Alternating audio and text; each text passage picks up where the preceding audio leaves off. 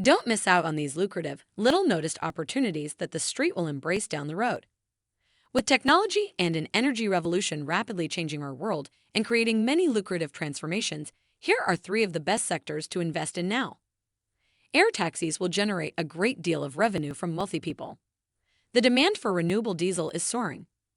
Companies that generate electricity will benefit a great deal from the proliferation of electric vehicles. Let's dive in. Here are the three under-the-radar sectors that can make you tons of money.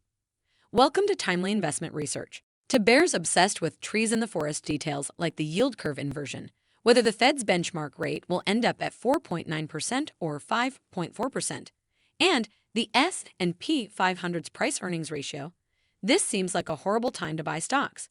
But actually, overlooked, bullish developments and huge, under-the-radar transformations have produced many sectors to invest in now that will produce huge profits down the road.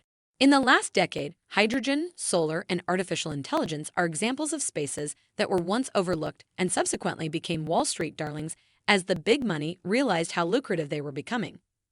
Among the sectors that are highly likely to capture the street's imagination down the road are air taxis, renewable diesel, and electricity generation. Number 1. Air taxis. As I mentioned in a recent video, wealthy people would pay a tremendous amount of money to avoid the traffic that plagues most of America's biggest cities every workday. Two companies, Archer Aviation and Joby Aviation, look very well positioned to exploit that huge nascent market.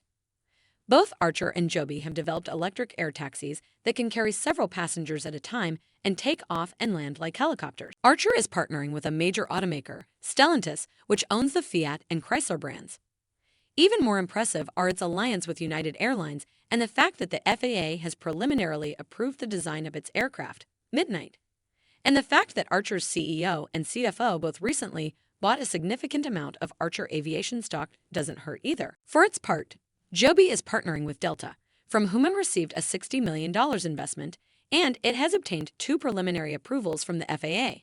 And in a note to investors in October, Morgan Stanley, after visiting Joby's factory, was particularly impressed with the engineering and design teams for in-house battery integration, electric motors, and flight electronics. With market capitalizations of $680 million and $2.7 billion, respectively, the valuations of Archer and Joby far underestimate their long-term potential. Number 2. Renewable diesel.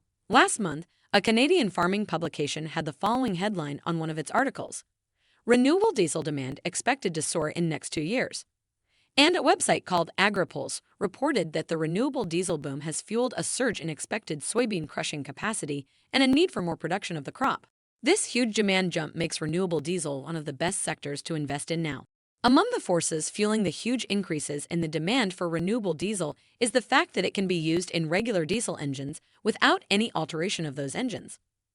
Also propelling the increased proliferation of renewable diesel are tax credits and clean energy targets by the U.S. federal governments and state governments. The world's largest producer of renewable diesel is actually Finland-based Neste, the Finnish company reported. This year, its production capacity of the fuel will be 1.8 billion gallons.